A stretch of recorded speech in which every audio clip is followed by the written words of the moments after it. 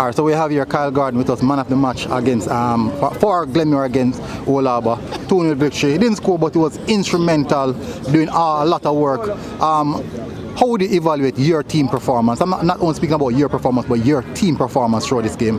Well, I want to give God thanks for the victory, as usual, but you have to go back to the drawing board.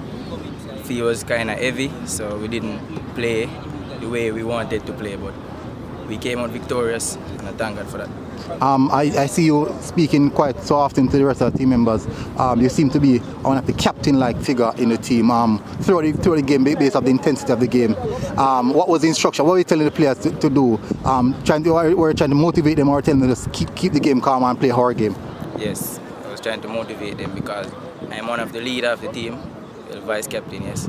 Yeah, so if my team not doing the right thing, I have to see that myself, the coach, don't see it, and I have to lead my team.